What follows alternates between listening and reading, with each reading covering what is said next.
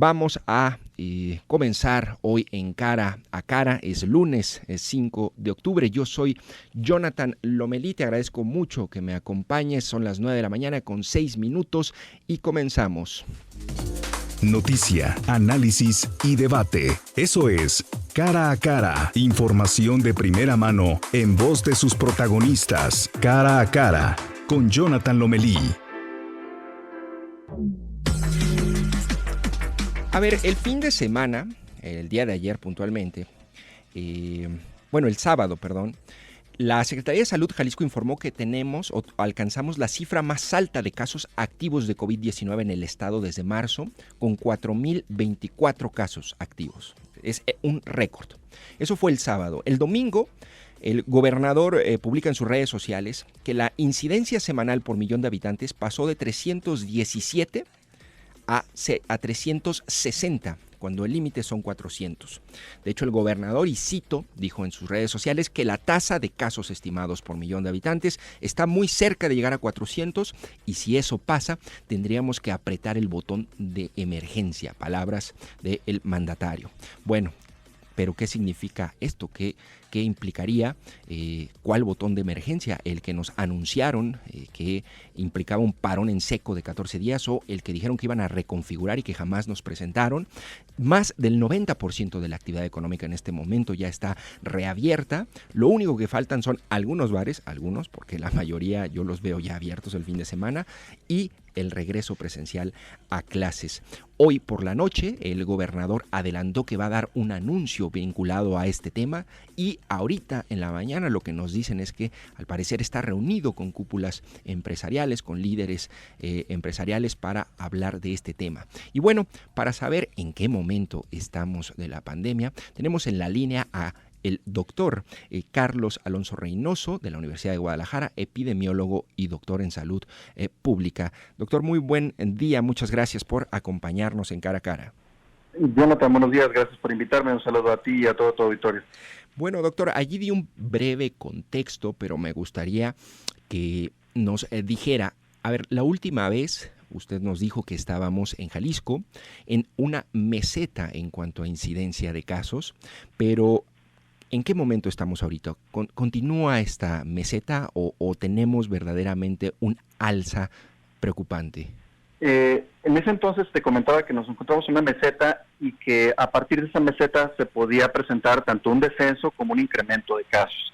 Todo dependía de las actividades y de los cuidados que tuviéramos como población y por parte del gobierno.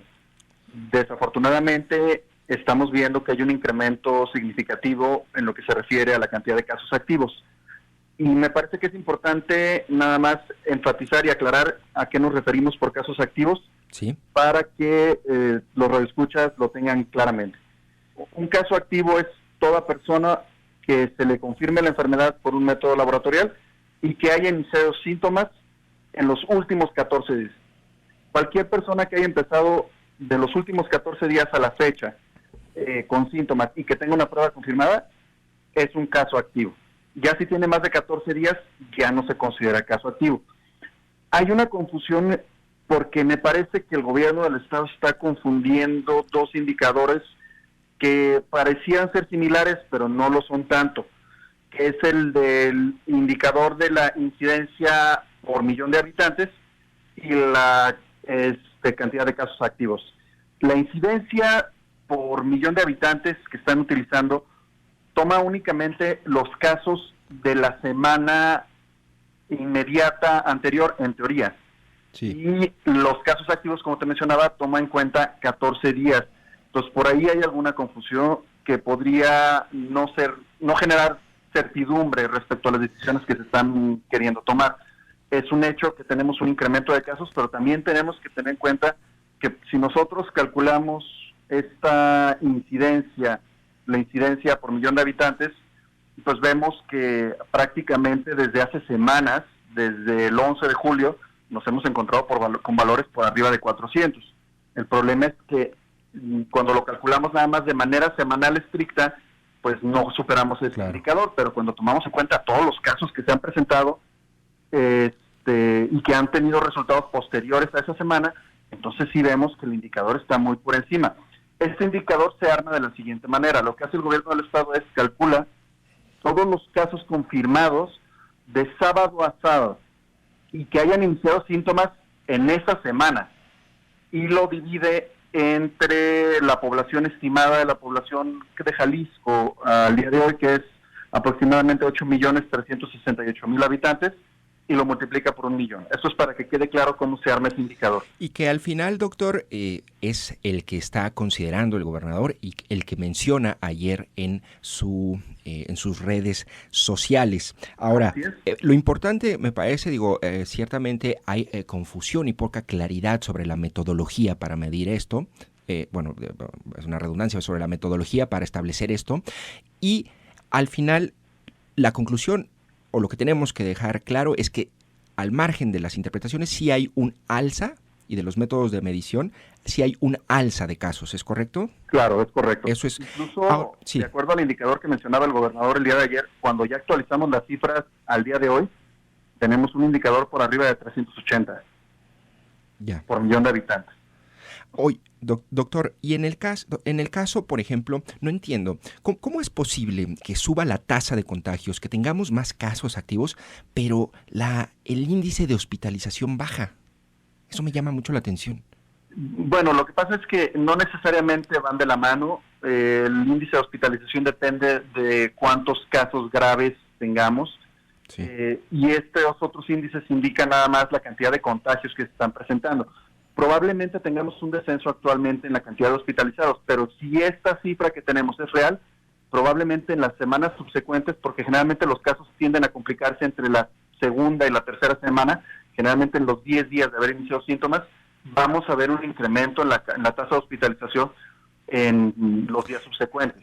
Ahora, ¿usted considera que el hecho de que tengamos una alza en la incidencia influyeron la reapertura de la línea 3, los viajes gratuitos, las fiestas patrias? A mí me queda claro que el relajamiento de todas las medidas de precaución, la apertura de la línea 3, las fiestas patrias, la reapertura de una serie de comercios y a grandes rasgos todas estas medidas combinadas están favoreciendo este incremento. Quiero hacer un énfasis en que si bien desde un punto de vista general la reapertura de comercios y todo eso que mencionas tiene que ver, también hay un factor que se ha demostrado de manera internacional que tiene relación directa y que tiene un gran porcentaje de responsabilidad en el incremento de casos, que son las reuniones familiares y de amigos. En muchas ocasiones son fuentes de contagio y que ahí es donde se están también presentando una gran cantidad de casos. Tenemos una falsa sensación de seguridad de que entre amigos y conocidos no nos podemos contagiar, y entonces la gente se reúne, tiene fiestas, tiene eventos, no utiliza cubrebocas, no tiene sana distancia, porque no cree que hay un riesgo entre conocidos y familiares, y desafortunadamente sí existe ese riesgo. Es en donde, de hecho en julio, que presentaron un corte de dónde se contagiaba la gente mayormente, el gobierno del estado, doy algunos datos, decía que en las reuniones familiares, de los contagiados,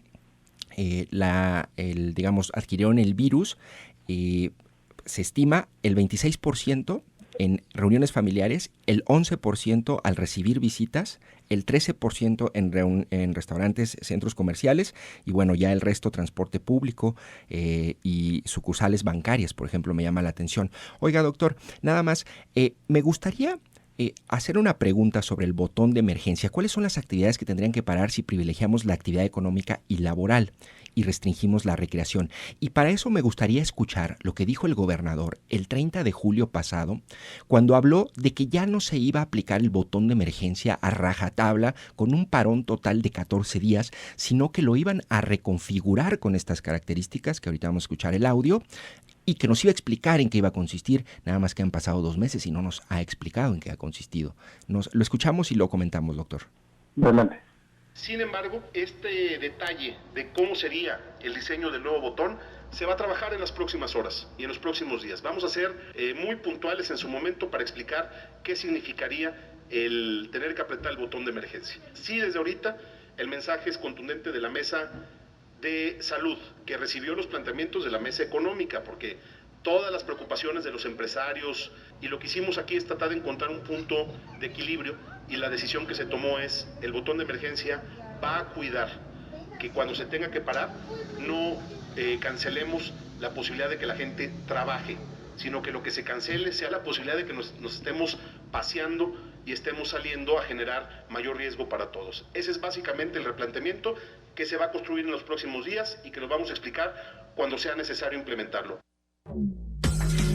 Bueno, creo que es muy claro y es muy importante que el auditorio tenga también claro que él anunció una reconfiguración del botón, no ha dado detalles, pero más o menos da un norte al señalar que son las actividades recreativas y de entretenimiento. ¿Cuáles considera usted, doctor, que serían esas actividades que implicarían apretar el botón de emergencia? ¿Cuáles son esas actividades de riesgo que no están en lo laboral o en lo económico?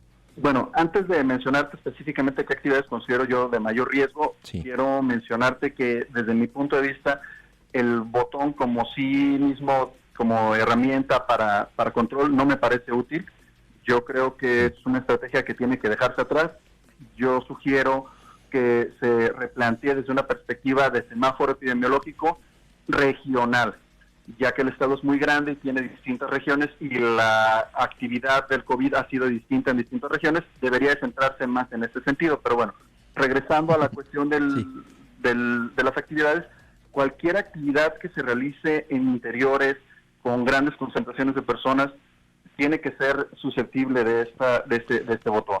Estamos hablando de restaurantes, bares, cines, etcétera. Cualquier lugar en donde la gente por naturaleza se reúna y deje de utilizar el cubrebocas en lugares poco ventilados son lugares de riesgo. Todo lo que implica, por ejemplo, plazas comerciales que ya están abiertas los fines de semana. En efecto, a mí me parece que incluso se han tomado medidas que, bueno, van contra lo que yo consideraría lógico. Me parece que tienen ahí un control los fines de semana, pero entre semana prácticamente están abiertos al 90, casi al 100% los centros comerciales. Es que eso nunca lo he entendido, doctor. ¿Cómo es posible que nos digan que nos quedemos en casa, pero abren casinos, abren cines, plazas comerciales, restaurantes y, bueno, bares? Los bares están abiertos, digo, salvo algunos que tienen una licencia muy específica de exclusivamente bar, pero hay bares abiertos los fines de semana. ¿Cómo es posible? ¿Nos dicen eso y quédate en casa? Es la incongruencia, la falta de transparencia y falta de certidumbre en la información que se está transmitiendo, y lo que genera pues que la gente realmente ya no escuche las recomendaciones. En todo el mundo es lo que se ha demostrado, que prácticamente los bares son una fuente de contagio fundamental por el estrecho contacto entre las personas, el nulo uso del cubrebocas y la poca ventilación favorecen a que gran cantidad de personas en esos lugares se contagien. Entonces, ciertamente hay mensajes contradictorios que están permeando a la población y que incluso en redes sociales se observa claramente cuando ves que prácticamente todos tus conocidos, familiares, amigos se encuentran de alguna u otra manera en alguna reunión, en alguna fiesta, en algún viaje. Incluso los llamados youtubers o influencers llaman a una supuesta ya post-pandemia en donde ya se puede viajar abiertamente sin ningún problema, cuando claramente no nos encontramos en ningún nada. Incluso si nosotros observamos el semáforo epidemiológico nacional, estamos en color naranja. Claro. Y eso indica, de acuerdo a lo que refiere el gobierno federal, que el naranja es, si puedes, quédate en casa. Nosotros no estamos en una etapa amarilla o ni siquiera en una etapa de transición. Oiga, doctor, la gran pregunta que además ha sido de mucho interés ahorita para el auditorio de Zona 3, dice Jorge Ponce sobre el regreso a clases. Buen día, Jonathan, yo soy profesor y yo quisiera garantía de seguridad para el regreso a clases, por lo que necesitamos vacunas para los maestros. Desgraciadamente, en este momento, esto no puede ser posible. Las clases en línea se siguen dando, no se está perdiendo el tiempo. A ver, el regreso presencial a clases, con estas cifras de incidencia de casos activos, ¿es realista pensar que será este año o de plano lo descartamos hasta el próximo? Con la tendencia que tenemos actualmente, si seguimos con esta misma tendencia, me parece que no es factible. Tendremos que esperar a que haya, como te he mencionado en otras ocasiones, un descenso claro, evidente, con una tendencia de disminución en la tasa de contagios, y entonces sí que podamos considerar el regreso de manera presencial, porque como dice el profesor que leía su comentario, pues no nada más es proteger a los niños, es también proteger a los profesores y tener alguna herramienta que nos permita proteger a toda esta población. La vacuna sería una de ellas, todavía no la tenemos, probablemente la tengamos entre el primero o segundo semestre del año que entra. Probablemente tengamos que esperar a estas condiciones. Yo sé que es una condición complicada para los padres de familia, para los niños, para los educadores, pero desafortunadamente tenemos que poner la salud por encima de todo lo demás, y hay que considerar el riesgo que representa tomar una decisión apresurada sin las condiciones para hacerlo. Y esa decisión debe ser sanitaria, técnica, es decir, no pueden ser los padres de familia en una encuesta quienes decidan, ¿o usted qué opina de eso? Yo creo que sí debe ser una decisión desde el punto de vista de la salud. Claro. Bueno, doctor, pues le agradezco mucho que nos haya acompañado en Cara a Cara. Te agradezco, Jonathan, estamos a la orden. Muchas gracias. Bueno, son las 9 de la mañana con 22 minutos. Ahí está lo que nos comentó el doctor Carlos Alonso Reynoso, epidemiólogo, doctor en salud pública por la Universidad de Guadalajara.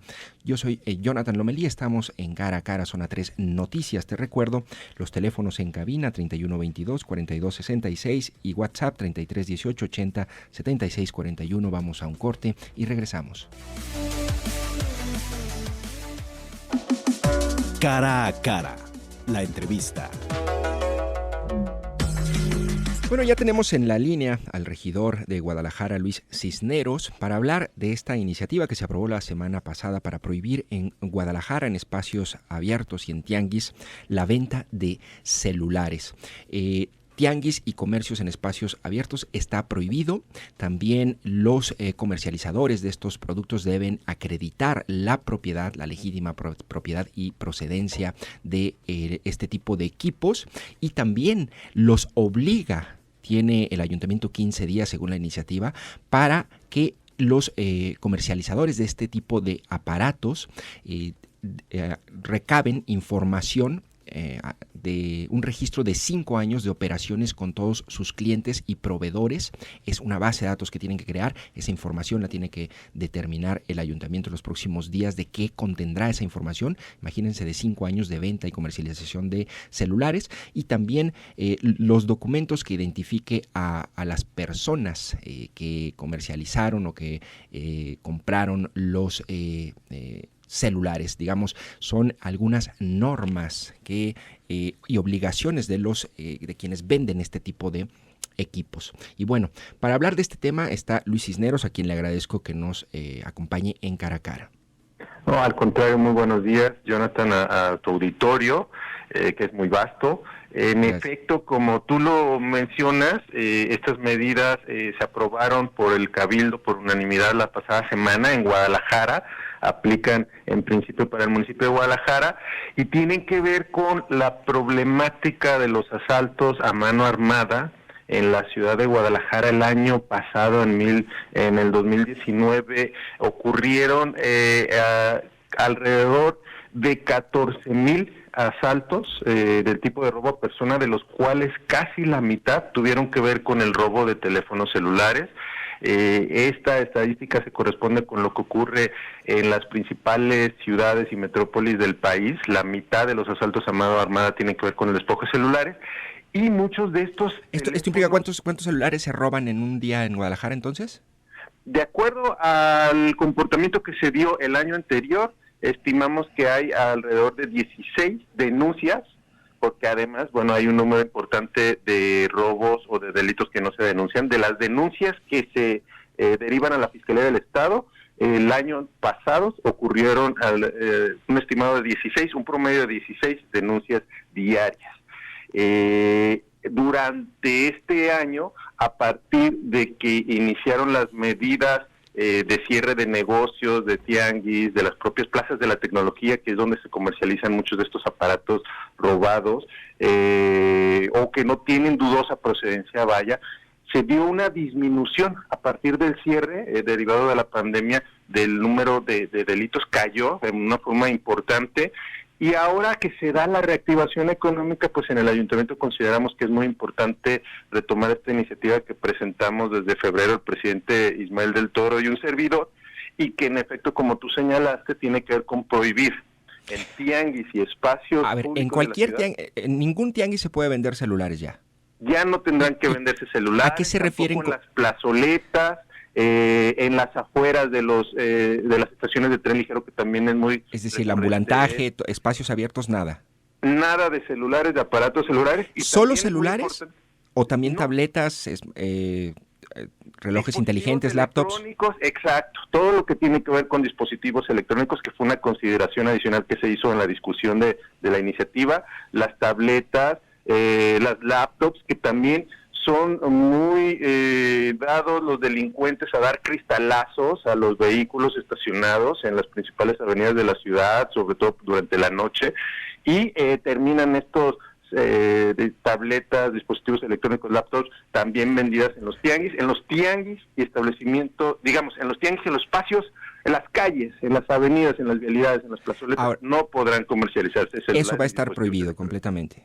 Así es. Ahora, sobre los comercializadores, es decir, una plaza de la tecnología, ¿qué información va a tener quien lo vende? ¿Con qué información debe contar? Para, digamos, para acreditar la legítima posesión del aparato, algo así como dice la iniciativa. Es correcto, ya en el supuesto de los establecimientos que operan bajo una licencia municipal. Plaza de la tecnología. Quien la solicita, sí, las plazas de la tecnología, pero también en los locales, por ejemplo, de los mercados o en algún plazas comerciales donde puedan venderse celulares nuevos y usados. Sobre todo nos estamos refiriendo al mercado de celulares usados, porque en el caso de los nuevos generalmente vienen respaldados por una factura original. Precisamente lo que se está solicitando para poder contar con la autorización de parte del ayuntamiento de que puedas tú comercializar aparatos usados, aparatos electrónicos usados, es que cuentes con la factura original. Suele ocurrir la cadena delictiva en el caso de los celulares. Inicia cuando un par de jóvenes en una motocicleta, los llamados motoladrones, llegan, te despojan de tu aparato celular, a veces te lo arrebatan, en otras ocasiones te encañonan con un arma de fuego o algún objeto punzocortante, te quitan tu celular. Hay cadenas muy identificadas que tienen que ver con ir y llevar estos celulares a donde te los motoladrones, ¿no? Sí, los motoladrones. Y si tú vas a una plaza de la tecnología como un cliente cualquiera, sin ser un delincuente, tú quieres vender tu celular, se lo llevas a un comerciante de estas plazas y él te lo va a comprar a un bajo costo, por supuesto, y lo revende a sus clientes. Y lo que tienen que enseñar entonces estos dueños de locales en plazas de la en plazas de la tecnología es la factura. La factura original del aparato. Si yo voy y se la quiero vender a una de estas plazas, pues este comerciante tendrá que exigirme, para poderme comprar el celular, en la factura original, y él a su vez, a su cliente, a quien se lo revende, tendrá que ofrecerle esta factura original, que además te voy a decir algo, Jonathan, no es tan difícil porque queda el registro en el SAT, y a través del portal del SAT, tú, aunque hayas extraviado tu documento original, puedes rastrearlo, porque queda debidamente registrado. Claro, ¿cuándo aplica esta reforma del reglamento municipal y cuándo ya no va a haber venta de celulares, digamos, a partir de cuándo aplica, y ya no vas a poder comprar un celular o vender un celular en una plaza de la tecnología sin factura? ¿Ya entra en vigor?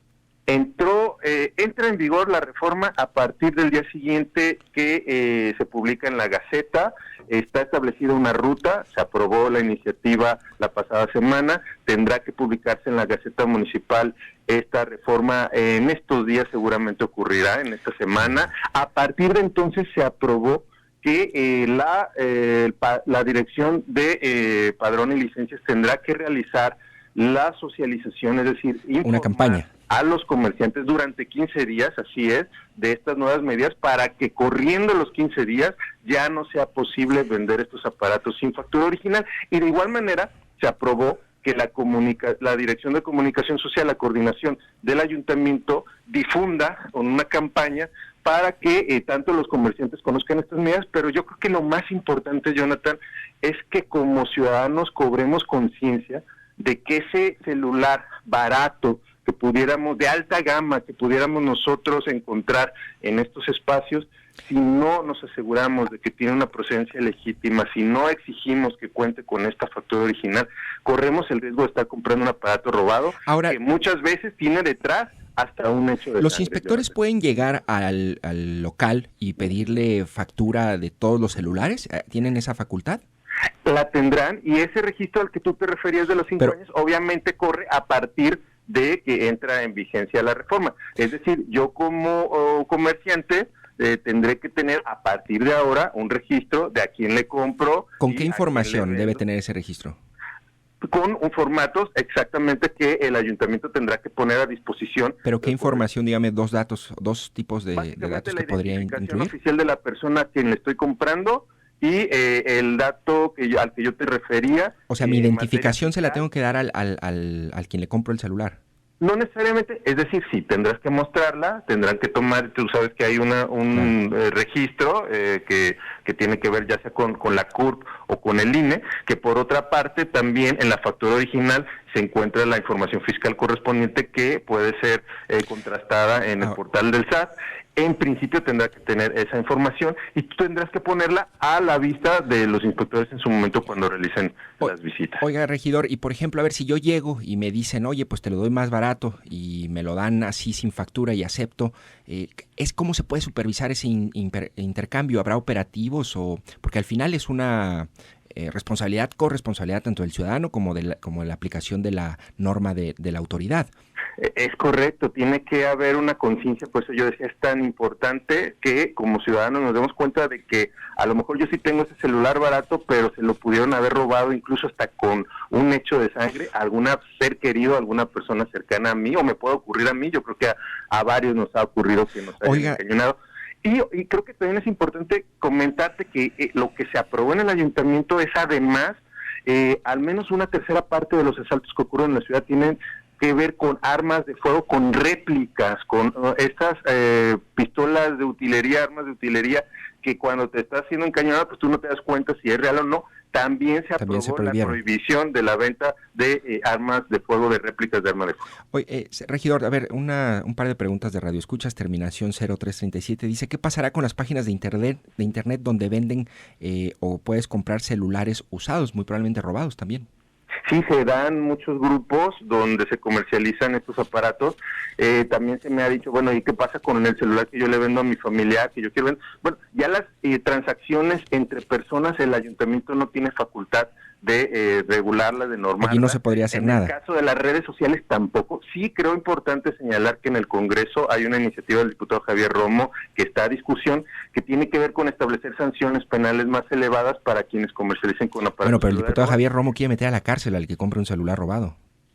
No necesariamente, pero mira, y también hay algo importante aquí. Los aparatos celulares muchas veces los desmontan y los venden como piezas para reparación dentro de estas mismas plazas de la tecnología. También para las reposiciones y estas piezas tendrán que contarse con la factura original. Oiga, regidor, otra pregunta de un radioescucha. Dice, a ver, ¿de cuánto es la multa? Dice terminación 4910. ¿De cuánto es la multa quien no cumpla estos comercios? ¿Hay cárcel? Estas medidas, no, cárcel no, ¿no? En el caso de los tianguis y el espacio público, procede el decomiso de los aparatos y la autoridad municipal tendrá que derivarlo a la fiscalía, los aparatos que se decomisen, para que se verifique que si cuentan con denuncia de robo y restituirlos a sus propietarios originales. En el caso de las plazas, si tú llegas y no encuentras que están vendiendo estos aparatos, como tú decías, sin factura, si tú te das cuenta, a partir de operativos que sí se realizarán una vez que entre en vigencia la nueva reforma, y tú encuentras que se están vendiendo sin factura, podrás establecer una multa que es hasta de 12,000 en el primer momento, y si se da la reiteración, puedes tú clausurar el local, y si se vuelve a dar la reiteración, incluso hasta ya de plano retirarle la licencia para funcionar. Muy bien, ¿y qué pasa con las casas de empeño? Pregunta Hugo Padilla. Las casas de empeño también operan con una licencia municipal y también tendrán que entrar en este supuesto, no podrán ni recibir celulares para empeñar a menos de que cuenten con la factura original y que quede bajo resguardo de la propia casa de empeño, y para venderlas tampoco podrán venderlas, y en el caso que lo hagan proceden las mismas sanciones que pueden llevar hasta la Muy bien, clausura de la regidor. cárcel del Peñón. Le hago una última pregunta. A ver, recapitulo rápido para el auditorio. Prohibida la venta de celulares, armas de utilería en tianguis y comercios en espacios abiertos, prohibida completamente. El vendedor de en un local establecido debe mostrar la factura tanto de del celular nuevo como del usado. Deben llevar un registro de 5 años con todas las operaciones con los clientes y proveedores. Esta misma disposición, y aquí es donde voy a hacer una pregunta sin ánimo de ser pesimista, pero esta misma disposición está establecida, tener un registro, acreditar con factura, está establecida para la venta de autopartes en comercios establecidos. ¿Es correcto? Sí, así es. Y entiendo el sentido de tu pregunta, claro. ¿Y ya se acabó la venta de autopartes? No, ¿Ilegales? Pero lo que yo sí te quiero decir es de que la venta de celulares robados es demasiado fácil para estos delincuentes y, en efecto, idealmente nosotros tendríamos que tener una sociedad consciente de que el delito nos afecta de una manera a todos. Lamentablemente hay gente que se dedica a delinquir y nosotros como autoridad lo que tenemos que es ir cerrando los espacios en la medida de lo posible. Hoy es muy sencillo que tú llegues con un aparato celular y lo ofrezcas en una plaza como esta. Lo que estamos haciendo nosotros es haciéndolo más difícil, y sí llamando a la conciencia de la ciudadanía. Eso es lo que me genera un poco de escepticismo, regidor. Digo, yo entiendo completamente la responsabilidad de nosotros como ciudadanos, ¿eh? Eso no lo estoy apartando ni lo estoy soslayando, pero, a ver, ya existe una disposición similar para la venta de autopartes y el tema y el fenómeno delictivo de la venta de autopartes robadas, digamos, no ha perdido su apogeo durante años y sabemos en qué zona de la ciudad ocurre esto.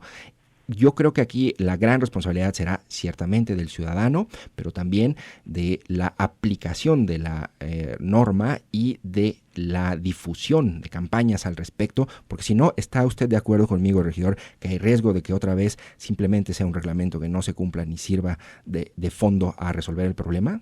Sí, y eso sería muy lamentable, por eso me parece muy importante que la ciudadanía se lo apropie. Yo he observado en redes sociales que hay respaldo a esta propuesta. En efecto, la responsabilidad ahora corre de parte de la autoridad. Tendrá que haber operativos, como en su momento también los hay en la 5 de febrero, que en efecto también es cierto, son ocasionales y tendrán que ser quizá en forma más permanente. Aquí me parece que la afectación es todavía mayor porque son más el número de delitos y que tienen una incidencia que afecta más, digamos, no solamente el patrimonio, sino la intimidad, la seguridad de las personas en las calles. Ha muerto gente por ser despojada de un celular en las afueras de en los corredores universitarios, por ejemplo. Entonces, sí tendrá que asumir la autoridad municipal, estoy de acuerdo, su responsabilidad. Allí para que presione, regidor. Me parece que comentarte que ya estamos en plática con regidores de otros municipios y que probablemente también ellos harán lo propio en sus respectivos cabildos. Regidor, muchas gracias por acompañarnos en Cara a Cara. No, aprecio mucho el espacio. Jonathan, muchísimas gracias. Buen día.